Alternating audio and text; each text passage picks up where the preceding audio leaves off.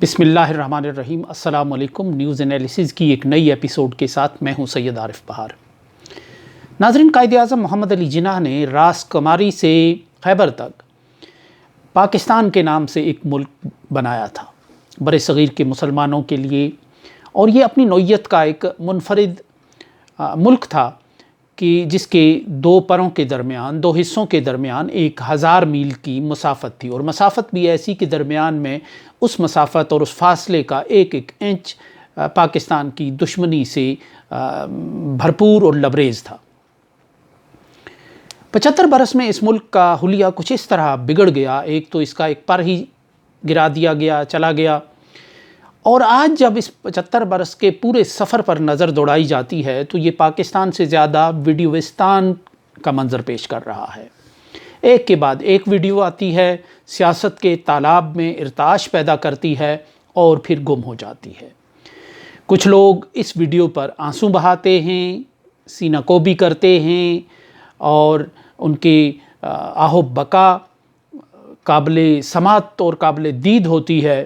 اور کچھ لوگ ان آنسوؤں سے پھر لطف لیتے ہیں۔ پھر اسی طرح وقت کا پہیہ گھومتا ہے تو کسی دوسرے کی ویڈیو آتی ہے، اور پھر جو پہلا فریق ہوتا ہے وہ اس کی تکلیف، اس درد و کرب کے مناظر سے لطف اندوز ہو رہا ہے۔ یہ کھیل بڑے عرصے سے یہاں پاکستان کی سیاست میں مروج چلا آ رہا ہے۔ کہا جاتا ہے کہ ویڈیوز کا ایک ذخیرہ ہے، اور ہر بااثر اور ہر طاقتور اور ہر ذمہ دار شخص کی ایک ویڈیو کم از کم اس ذخیرے میں موجود ہے۔ ماضی میں ہم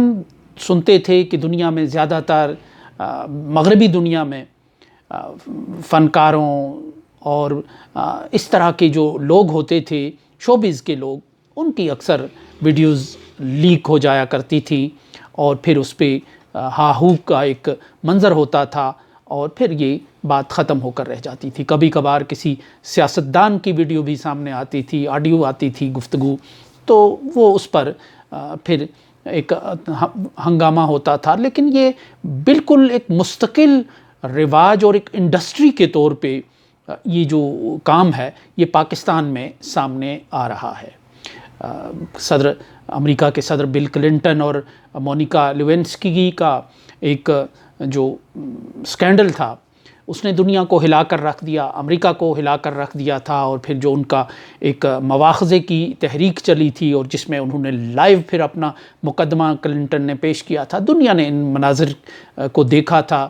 اور ان مناظر سے عبرت بھی حاصل کی تھی، اور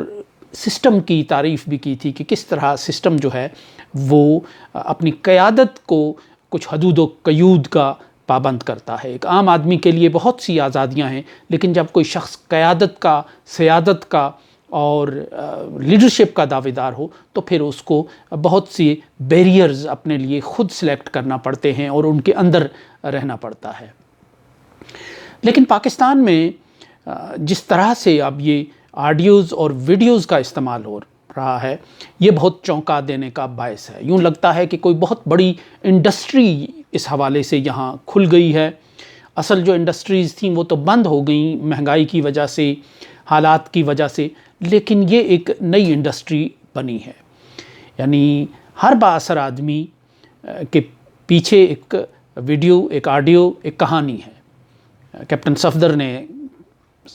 سال 1.5 سال پہلے کہا تھا کہ ویڈیوز، ہر بندے کی ایک ویڈیو ہوتی ہے، اور ویڈیوز دفن نہیں ہوتے۔ لیکن یوں لگتا ہے کہ جس رفتار سے پاکستان میں لوگوں کی ویڈیوز سامنے آ رہی ہیں، بہت جلد تمام لوگ اکراس دا بورڈ یہ دعائیں مانگتے ہوئے نظر آئیں گے کہ کاش ویڈیوز دفن ہوتی، یہ خواہش ظاہر کرتے ہوئے نظر آئیں گے، اور یہ دعا مانگیں گے کہ کوئی ایسا قبرستان ہو جہاں ان سب لوگوں کی ویڈیوز دفن ہو جائیں۔ سچ تو یہ ہے کہ پاکستان کے تمام بااثر طبقات کو، جنہوں نے اپنی ذمہ داریوں کے علاوہ ہر کام میں دلچسپی لی، اپنے اصل کام کے بجائے ہر کام میں دلچسپی لی، بیوروکریسی ہے، سویلین بیوروکریسی ہے، خاکی بیوروکریسی ہے، پولیٹیشین ہیں جو خدمت کے لیے ریاست نے مقرر کیے رکھے، خدمت کے دعوے کرتے رہے، ان دعووں کے ساتھ سامنے آتے رہے، ان کی بھی جو دولت ہے وہ 7 بر اعظموں تک پھیلتی چلی گئی، ان کے مشاغل 7 بر اعظموں تک پھیلتے چلے گئے، مغرب اور یورپ کے کہبہ خانے اور ریڈ لائٹ ایریاز ان کی داستانوں کے گواہ اور شاہد بن کر رہ گئے۔ تو یہ پاکستان میں ایک عام رواج اور عام ایک چلن ہے بالادست کلاس کا۔ لیکن پھر ان کمزور لمحات کو استعمال کرنے کے لیے ایک نیا ہتھیار مل گیا ایک طبقے کو، کیونکہ جس کی ویڈیو لیک ہوتی ہے یا آڈیو سامنے آتی ہے وہ پھر اعظم سواتی کی طرح روتا ہے، آنسو بہاتا ہے، گڑ گڑاتا ہے، اپنا قصور پوچھتا ہے، اور دوسرے لوگ ان آنسوؤں سے، اس بے بسی سے لطف لیتے ہیں۔ کوئی ایک عجیب سی ایک صورتحال یہ ہے، لیکن جس انداز سے، جس رفتار سے یہ کام ہو رہا ہے، یہ 2 دھاری چھری ہے۔ جو اعظم سواتی کے آنسوؤں پر روتے ہیں سنا ہے، اب ان کی بھی ویڈیوز ذخیرے سے دھیرے دھیرے باہر آنا شروع ہو گئی ہیں۔ سوشل میڈیا بھرا ہوا ہے کہ پرویز رشید جو اس وقت حکومت کے ایک مدار المہام ہیں، ان کی بھی ایک ویڈیو منظر عام پر آئی ہے۔ جیسے اعظم سواتی کی کسی نے نہیں دیکھی اور دیکھے بنا ہی اس کی فرانزک رپورٹ بھی جاری ہو گئی، اسی طرح عین ممکن ہے کہ پرویز رشید کی بھی ویڈیو ایسی ہی ہو۔ لیکن بہرحال لوگوں کو ڈرانے دھمکانے کے لیے لوگ اس کو استعمال کرتے ہیں اور ایک ہتھیار کے طور پر استعمال کیا جاتا ہے۔ جیسے پہلے زمانوں میں کوئی فائل ہوتی تھی کسی کی کرپشن کی، بے ضابطگی کی، اس کو استعمال کیا جاتا تھا۔ اب یوں لگتا ہے کہ ٹیکنیک بدل گئی، جدید ہو گئے، ہم 2 نمبر کاموں کے ماہر ہیں، ماسٹر ہیں اور بہت زیادہ مہارت رکھتے ہیں ایسے کاموں میں، تو اب اس کام میں بھی جدت لا کر ہم نے فائلوں کے جھنجٹ میں پڑنے کی بجائے ویڈیوز اور آڈیوز سے وہ فائل کا کام لینے کا جو فن ہے اس میں طاق ہو گئے ہیں، اس میں ید طولہ حاصل کر لیا ہے ہم نے۔ تو یہ جو ویڈیوز کا ایک کھیل چل رہا ہے، اس میں سب سے جو اہم مرحلہ تھا وہ اعظم سواتی کی ویڈیو تھی، اس لیے کہ وہ ویڈیو ان کی پرائیویٹ زندگی کی تھی، ان کی بقول ان کے کہ وہ ان کی ذاتی لائف کی تھی، فیملی لائف کی تھی۔ وہ اپنی بیگم کے ساتھ 75 سالہ اعظم سواتی کوئٹہ میں ایک گیسٹ ہاؤس میں تھے جہاں وہ ریکارڈ کی گئی اور پھر اسے جس طرح استعمال کیا گیا وہ ایک سامنے ایک لکھی پڑی داستان ہے۔ اس ویڈیو نے پاکستان کے ہر باضمیر آدمی کو ہلا کر رکھ دیا، کیونکہ اس سے پہلے یا اس کے بعد جو ویڈیوز آنا تھیں یا جو آئی تھیں اس میں وہ شخص جو ہے وہ کسی غیر اخلاقی اور غیر شرعی عمل کا حصہ تھا،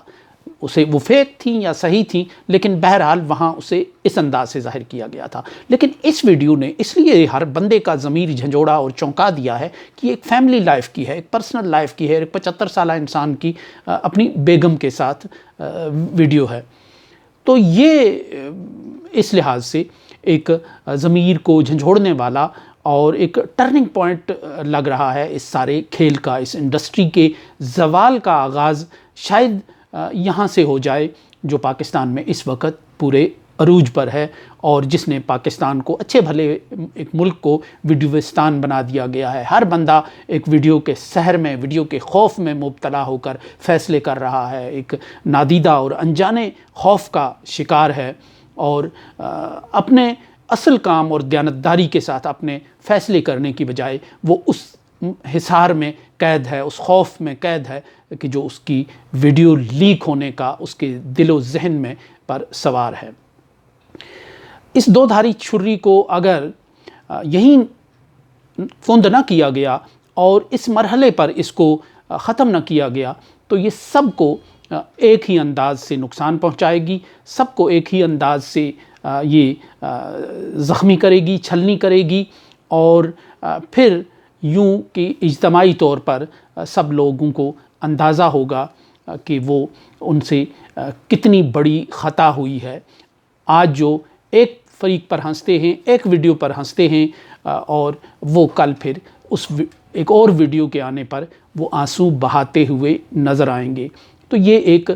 پاکستان کی جگ ہنسائی کا ایک سامان ہے کہ جہاں بہت سے حوالوں سے اس ملک کو ایک جگہنسائی کا سامان اور باعث بنا دیا گیا ہے کہ ایٹمی طاقت ہوتے ہوئے وہ مالیاتی بحران کا شکار ہے، اس میں اس کا جو بجٹ ہے وہ باہر سے آتا ہے، اس کے فیصلے باہر سے ہوتے ہیں، وہاں میئر تک کے جو عہدے کے جو فیصلے ہیں وہ باہر سے آتے ہیں، باہر کی سفارش پر آتے ہیں، اور پروموشنیں، ترقیاں، تعیناتیاں سب کچھ باہر کا مرہون منت ہو کر رہ گیا ہے۔ تو اس ملک میں اخلاقی طور پر جو ایک ویڈیو کا بازار کھولا گیا ہے، وہ اس ملک میں اخلاقیات کے معیار گرنے اور اخلاقیات کے مقتل ہونے کا ایک ثبوت ہے، اور یہ اس ملک کو مزید ڈسکریڈٹ کرنے والی بات ہے۔ دنیا میں آڈیوز آتی ہیں، ویڈیوز آتی ہیں، لیکن جو تماشا گاہ پاکستان کو بنایا گیا ہے، اس حوالے سے یہ اپنی مثال آپ ہے۔ سو اس کے ساتھ ہی اجازت دیجیے، اللہ نگہبان۔